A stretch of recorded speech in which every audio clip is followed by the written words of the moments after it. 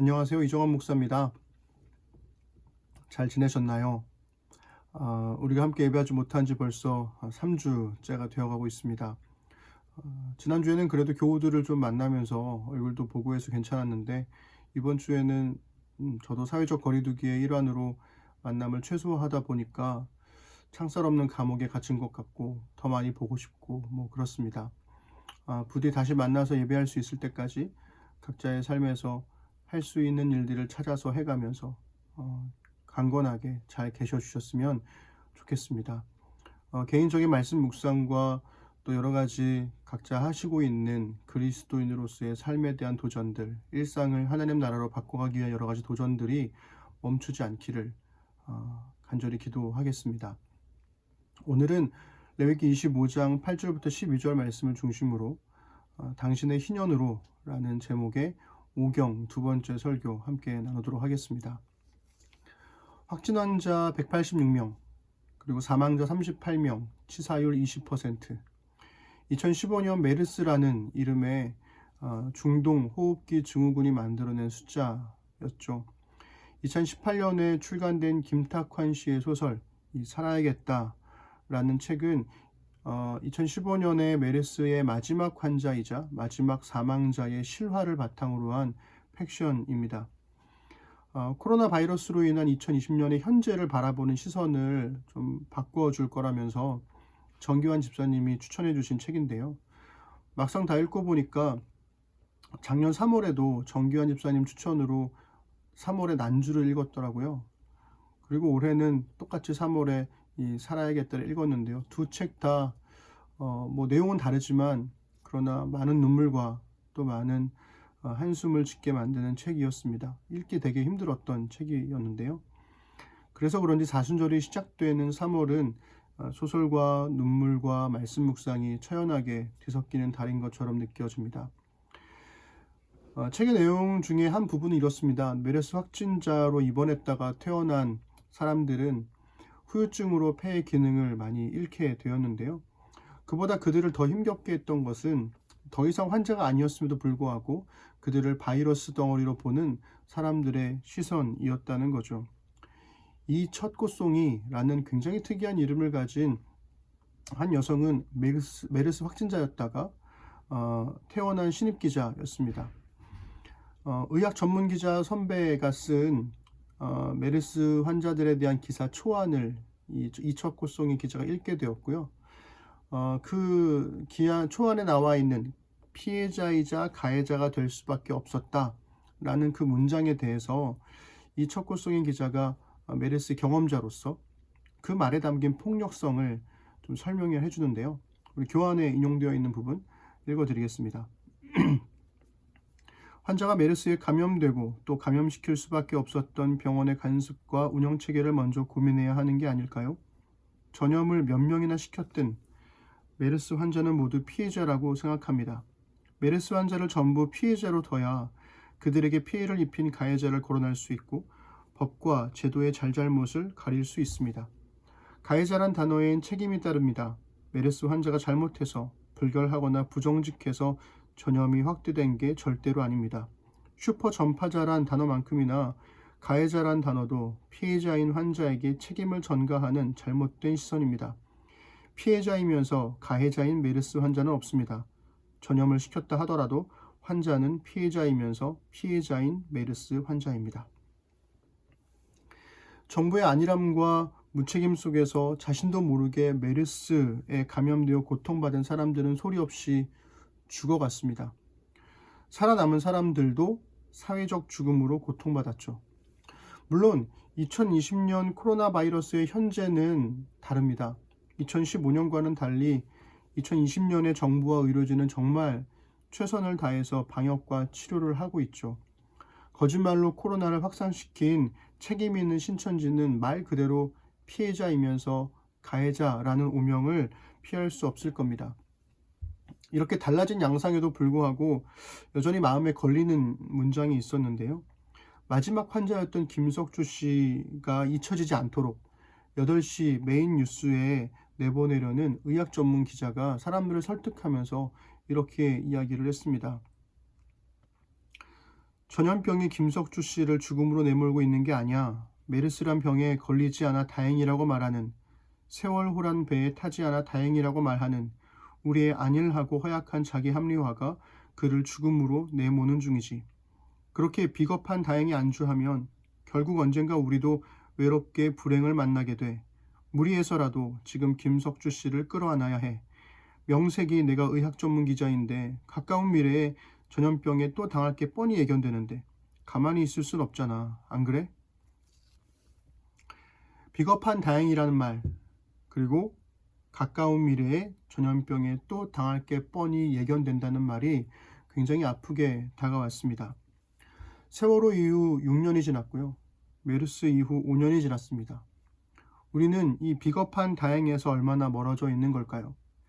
비겁한 다행이 사실은 외로운 불행이라는 것을 우리는 깨달은 걸까요?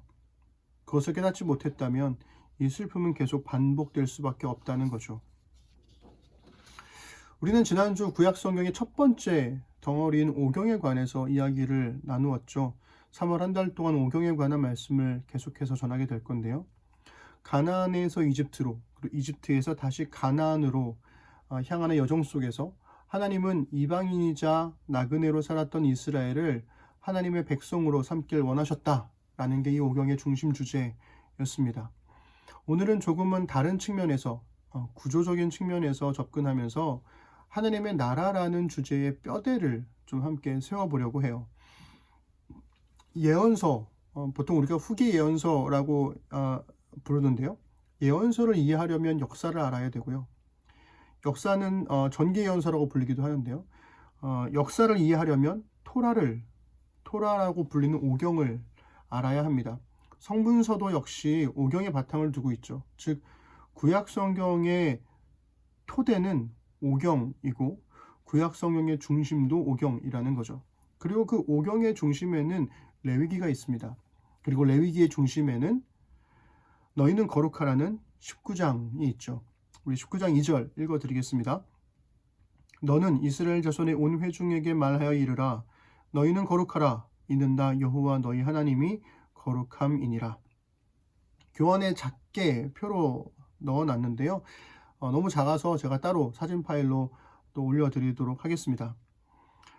표를 보시면 이렇게 정리할 수 있겠습니다.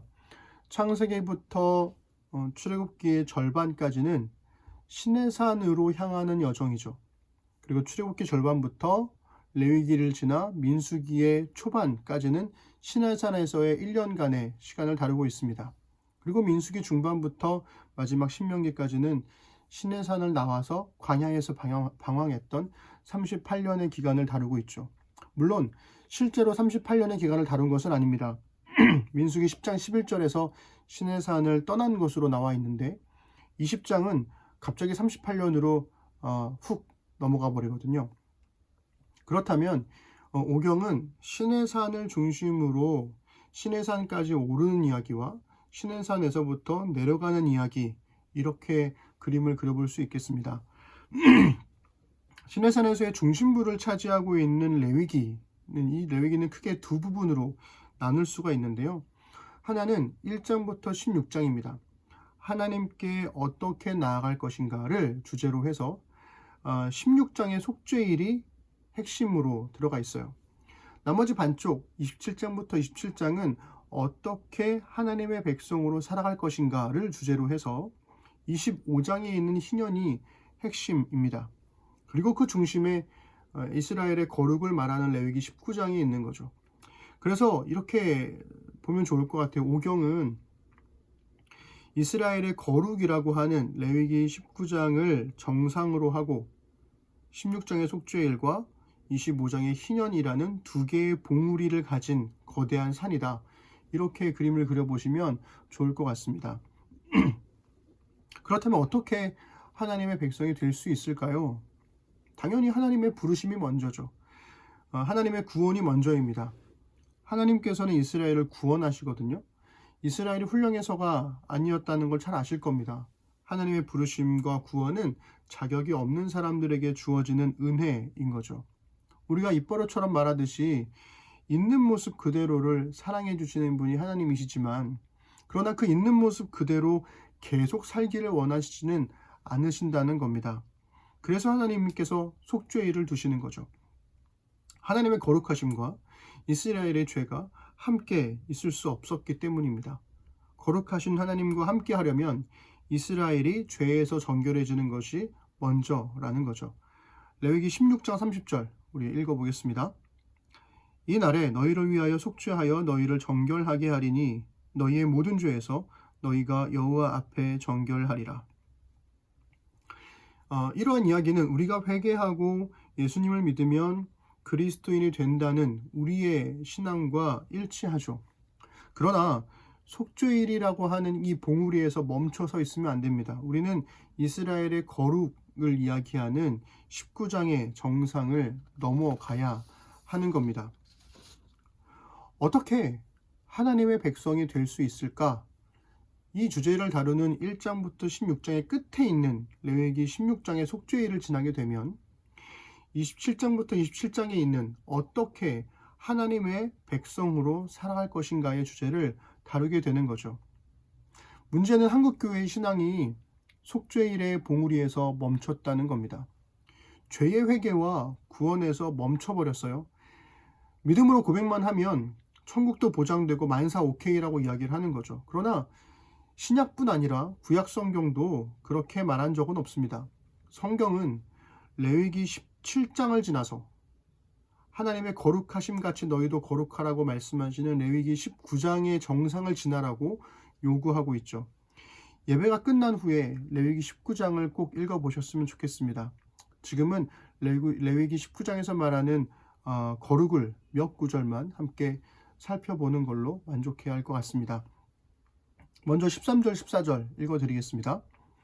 너는 내 이웃을 억압하지 말며 착취하지 말며 품꾼의 삭슬 아침까지 밤새도록 내게 두지 말며 너는 귀먹은 자를 저주하지 말며 맹인 앞에 장애물을 놓지 말고 내 하나님 여호와를 경외하라. 나는 여호와이니라. 17절 18절도 읽어드리겠습니다. 너는 내 형제를 마음으로 미워하지 말며 내 이웃을 반드시 견책하라. 그러면 내가 그에 대하여 죄를 담당하지 아니하리라. 원수를 갚지 말며 동포를 원망하지 말며 내 이웃 사랑하기를 내 자신과 같이 사랑하라. 나는 여호와이니라. 마지막으로 33절 34절도 이번에 우리 함께 읽어보겠습니다. 거류민이 너희의 땅에 거류하여 함께 있거든 너희는 그를 학대하지 말고 너희와 함께 있는 거류민을 너희 중에서 나은 자같이 여기며 자기같이 사랑하라. 너희도 애굽 땅에서 거류민이 되었었느니라. 나는 너희의 하나님 여호와이니라. 여러분 어떠신가요? 공통점이 있지 않으신가요? 하나님께서 원하시는 거룩에는 성경을 많이 읽고 기도를 많이 하라는 말씀이 없죠. 왜일까요? 중요하지 않아서가 아니라 그것은 기본 중에 기본이기 때문인 거죠. 성경을 읽어야 하나님의 거룩하심의 의미가 무엇인지를 알 수 있고 기도를 해야 하나님의 거룩함을 담기 위한 힘을 얻을 수 있는 겁니다. 하나님의 거룩을 닮은 백성의 거룩은 온전히 우리 곁에 있는 사람들, 눈에 보이는 이웃들을 향한다는 공통점이 있는 거죠. 그래서 이렇게 보면 거룩한 백성이 되는 길은 굉장히 개인의 윤리적 차원에 머무르는 것처럼 보여요. 그러나 거룩한 백성이 되라는 하나님의 말씀은 희년이라고 하는 제도적 거룩을 향해서 나아갑니다. 오늘 설교의 본문이기도 한 25장 8절부터 12절 우리 함께 읽어보겠습니다. 너는 7 안식년을 계수할지니 이는 7년이 7번인즉 안식년 7번 동안 곧 49년이라. 7째 달 열흘날은 속죄일이니 너는 뿔라팔 소리를 내되 전국에서 뿔라팔을 크게 불지며 너희는 50년째 해를 거룩하게 하여 그 땅에 있는 모든 주민을 위하여 자유를 공포하라. 이 해는 너희에게 희년이니 너희는 각각 자기의 소유지로 돌아가며 각각 자기의 가족에게로 돌아갈지며 그 50년째 해는 너희의 희년이니 너희는 파종하지 말며 스스로 난 것을 거두지 말며 가꾸지 아니한 포도를 거두지 말라. 이는 희년이니 너희에게 거룩함이니라. 너희는 밭의 소출을 먹으라. 이 바로 앞에 있는 1절부터 7절은 안식년에 관해서 이야기를 하죠. 안식년은 매 7년마다 땅을 쉬게 해줘야 하는 겁니다. 그렇게 7번의 안식년이 지나면 49년이 되고 그 다음에는 50년째 해에 희년을 선포해야 하는 거죠. 희년은 자유를 선언하는 날입니다. 선언하는 해인 거죠. 부자는 자신이 산 땅들을 되돌려줘야 하고요. 빈자는 가난해서 팔았던 땅을 되돌려 받습니다.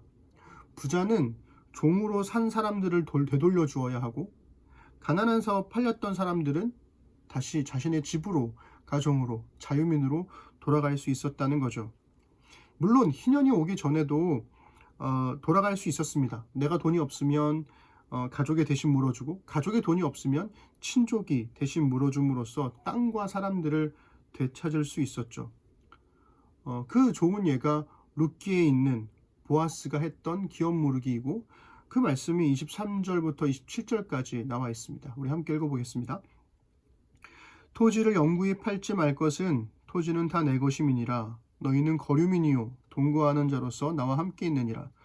너희 기업의 온 땅에서 그 토지 무르기를 허락할지니, 만일 네 형제가 가난하여 그의 기업 중에서 얼마를 팔았으면 그에게 가까운 기업 물을 자가 와서 그의 형제가 판 것을 물을 것이요, 만일 그것을 물을 사람이 없고 자기가 부유하게 되어 물을 힘이 있으면 그 판 해를 계수하여 그 남은 값을 산 자에게 주고 자기의 소유지로 돌릴 것이니라.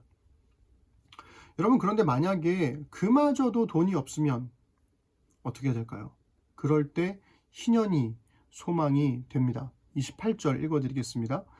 그러나 자기가 물을 힘이 없으면 그 판 것이 희년에 이르기까지 산자의 손에 있다가 희년에 이르러 돌아올지니 그것이 곧 그의 기업으로 돌아갈 것이니라. 정리하면 이렇습니다. 우리는 속죄를 통해서 하나님의 백성이 되고, 거룩을 통해서 하나님의 백성다운 삶을 살아가라는 요청을 받습니다. 그리고 희년을 통해서 하나님의 백성다운 공동체를 이루라는 소명을 받는 거죠. 희년으로 번역된 히브리어는 요벨인데요. 성경에서 27번 나옵니다. 그 중에서 6번은 양강나팔이라는 단어로 번역되고요. 희년으로 번역된 요벨은 민수기에서 한 번을 제외하면 전부 20번은 레위기에서만 나옵니다. 앞서 읽어드렸던 말씀에서 알 수 있듯이 이스라엘의 새해는 7월 1일에 시작되고요. 속죄일은 7월 10일입니다. 희년은 7월 10일 속죄일의 나팔 소리와 함께 시작이 되죠. 그러니 히브리어 요벨은 자유를 선포하며 땅끝까지 울려 퍼지는 나팔 소리, 이 두 가지 의미가 다 들어있다고 볼 수 있습니다. 속죄일과 희년의 시작은 죄의 용서와 함께 땅과 몸의 자유도 시작된다, 이렇게 이야기할 수 있는 거죠. 그래서 희년은 가난의 대물림을 끊고 다시 시작하게 만들어줍니다. 아까 제가 예배 후에 19장 읽어보라 그랬잖아요. 25장도 희년에 관한 말씀이니까 같이 읽어보시면 좋을 것 같습니다. 읽으면 희년의 자유가 선포되는 것과 함께 강조되는 것이 있는데요. 앞에서 말한 기업 무르기죠. 기업 무르기는 친족이 와서 가족을 살려내는 것입니다. 그래서 할 수만 있으면 희년까지 기다리지 말고 바로 기업 무르기를 통해서 희년을 지금 여기로 앞당기라는 거죠. 그런데 친족만이 가족을 살리는 게 아닙니다. 이 25장에서는 이웃이 가난으로 팔리지 않도록 돕는 게 먼저다 라고 이야기를 하죠. 즉, 가난한 자의 가족이나 친족만 이를 돕는 것이 아니라 그를 살 수 있는, 혹은 그의 주변에 있는 이웃들도 그가 팔리지 않도록 도와줘야 한다는 것을 강조하고 있죠. 35절부터 38절 우리 함께 읽어보겠습니다. 내 형제가 가난하게 되어 빈손으로 내 곁에 있거든 너는 그를 도와 거류민이나 동거인처럼 너와 함께 생활하게 하되, 너는 그에게 이자를 받지 말고 네 하나님을 경외하여 내 형제로 너와 함께 생활하게 할 것인즉, 너는 그에게 이자를 위하여 돈을 구워주지 말고 이익을 위하여 내 양식을 구워주지 말라. 나는 너희의 하나님이 되며 또 가나안 땅을 너희에게 주려고 애굽 땅에서 너희를 인도하여 낸 너희의 하나님 여호와이니라. 희년 함께라는 단체에서 행하는 청년 부채 탕감 운동이라든가 희년은행, 주택협동조합, 이런 운동들, 혹은 사교육 걱정 없는 세상과 같은 이런 공교육 정상화를 위한 노력들이 이 성경의 희년 정신에 바탕을 두고 있는 거죠. 왜냐하면 우리나라에서 가난의 대물림은 부동산과 교육에 쏠려 있기 때문입니다. 그리고 또 하나, 만약 가난으로 팔린 이웃이 있으면 희년이 오지 않았더라도 그를 돌봐야 할 의무가 있습니다. 우리 39절부터 41절 함께 읽어보겠습니다. 너와 함께 있는 네 형제가 가난하게 되어 네게 몸이 팔리거든 너는 그를 종으로 부리지 말고 품꾼이나 동거인과 같이 함께 있게 하여 희년까지 너를 섬기게 하라. 그때에는 그와 그의 자녀가 함께 네게서 떠나 그의 가족과 그의 조상의 기업으로 돌아가게 하라. 가난해서 종으로 팔렸지만 그를 종으로 대하지 않고 함께하는 이웃으로 돌봐주라는 거죠. 놀라운 말씀이지 않습니까? 그러니 희년은 최후의 보루입니다. 하나님께서는 50년 후의 희년이 아니라 오늘 여기서 희년을 선취하는 삶을 살라고 말씀하시는 거죠. 그것이 바로 하나님의 거룩이고 거룩한 백성이 되는 길임을 성경이 말하고 있는 것입니다. 그리고 그것이 바로 예수님께서 이 땅에 오신 이유이기도 했습니다. 우리 누가복음 4장 18절부터 19절 너무나 유명한 말씀이죠. 우리 함께 읽어보겠습니다. 주의 성령이 내게 임하셨으니 이는 가난한 자에게 복음을 전하게 하시려고 내게 기름을 부으시고 나를 보내사 포로된 자에게 자유를 눈먼 자에게 다시 보게 함을 전파하며 눌린 자를 자유롭게 하고 주의 은혜의 해를 전파하게 하려 하심이라 하였더라. 말씀을 정리하면 이렇습니다. 우리 지난주 심는 사람들이 마음을 모아 노숙자들을 돕는 바하밥집에 50만 원을 후원했고요. 대구 백혈병 소아암 협회에 50만 원가량의 마스크를 보내기도 했습니다. 그 일을 하고 나서 마치 지난주 설교 드렸던 것처럼 어둠에 구름을 뚫고 비치는 빛처럼 그 빛이 우리에게 비춰주는 것만 같았죠. 문제는 도움의 손길이 필요한 곳이 너무나 많다는 것입니다. 여전히 많다는 거죠. 느헤미야 교회 협의회 단톡방에는 도움이 필요한 곳이 계속해서 올라왔습니다. 도움이 필요한 모든 사람을 전부 도울 수 없다는 거, 그게 우리 앞에 놓인 슬픈 현실인 거죠. 메르스 환자로 격리된 이 마지막 환자가 림프종 암으로 홀로 죽어갈 때 병원 앞에서는 경찰의 물대포를 맞고 사망한 백남기 씨와 세월호의 진실 규명을 위해 모인 사람들로 가득했다고 합니다. 저는 메르스에 관심이 없었거든요. 당연히 확진자나 마지막 사망자에 관한 이야기도 저는 전혀 몰랐습니다. 저는 메르스에 걸리지 않았었으니까요. 이 나는 아니니까라는 비겁한 다행히 안주한 것일지도 모르죠. 그렇지만 이 살아야겠다라는 책의 배경이 된 2015년에 저는 광화문에 있었습니다. 광화문에서 건강한 작은교회 연합 목회자들과 밤샘 기도회도 했고요. 세월호의 진실을 위해서 함께 목소리를 높이기도 했습니다. 책을 읽고 나서 이런 생각이 들더라고요. 나는 세월호 사고에 대해서는 비겁한 다행에 안주하지 않았지만 메르스 사태에 대해서는 비겁한 다행에 안주한 사람이 아닐까? 마치 그러한 사람이 된 것만 같아서 굉장히 마음이 힘들었습니다. 그래서 책을 다 읽고 난 후에 정 집사님에게 제가 이렇게 톡을 보냈더라고요. 교환에 실어놨는데요. 읽어드리겠습니다. 선한 일을 하려는 마음과 행동이 지치는 건 도움이 필요한 사람들이 너무 많다는 것 같아요.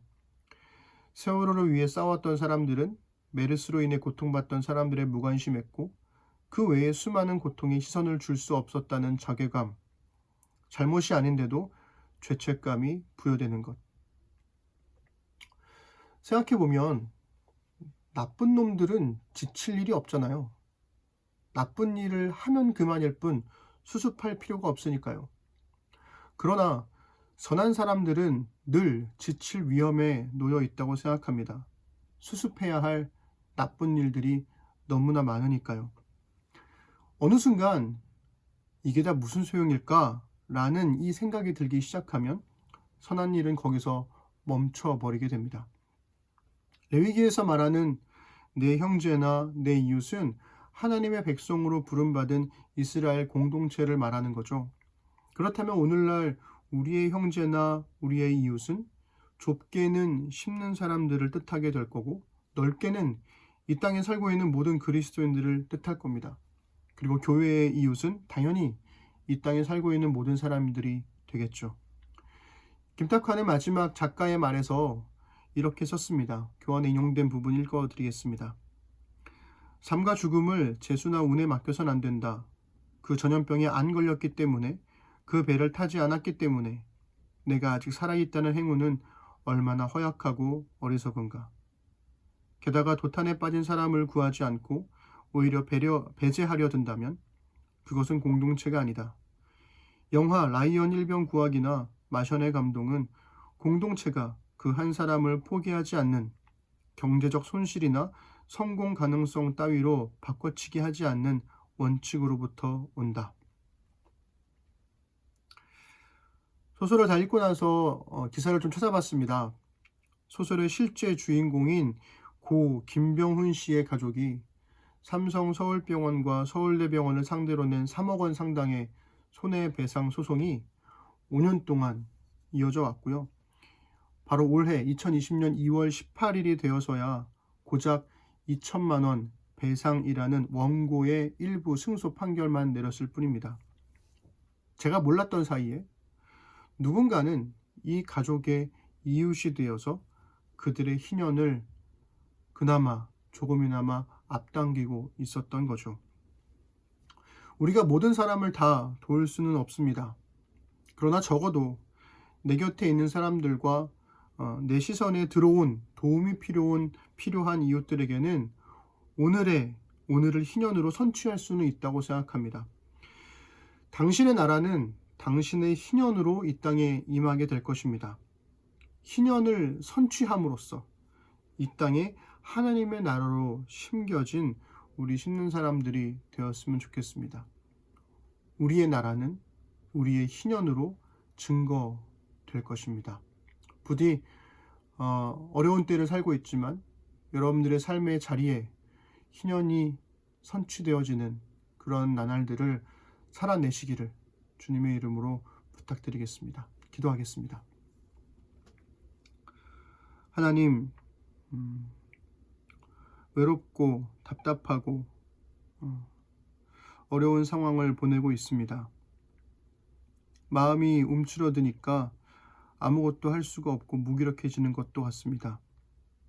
도와줘야 할 사람들은 넘쳐나는데 어떻게 도와야 할지 모르겠고, 어느 순간 그렇게 돕다 보면 내가 다 모든 것을 할 수 없다는 자괴감과 한계를 느끼게 됩니다. 그리고 이게 다 무슨 소용일까? 나 하나 한다고 해서 뭐가 달라질까 하는 무력감도 느끼게 됩니다. 그러나 주님, 우리가 어떠한 행동을 하고 어떠한 삶을 살다 할지라도 우리의 그 작은 도전들과 작은 믿음의 실천들을 통해서 하나님의 나라는 이 땅에 심겨져 갈 것입니다. 하나님의 나라는 이 땅에서 드러나게 될 것입니다. 어둠의 구름을 뚫고 비추온 빛처럼 하나님의 나라는 변함없이 하나님 당신께서 이루어 가실 것입니다. 우리 사랑하는 심는 사람들이 지치지 않도록 각자의 삶 속에서 주님 붙들어 주시고, 개인의 삶을 하나님의 거룩함으로 바꿔가는 것뿐만 아니라 우리 곁에 주어진 사람들까지도 함께 바꿔갈 수 있는, 정말 기쁜 은혜의 해를 선포할 수 있는 그런 우리 심는 사람 되도록 인도하여 주옵소서. 한 주간을 지켜주십시오. 강건하게 돌봐주십시오. 그리고 서로를 위해서 기도와 연락과 사랑으로 우리의 교제가 멈추지 않도록 주님 함께하여 주옵소서. 감사드립니다. 예수님의 이름으로 기도드립니다. 아멘.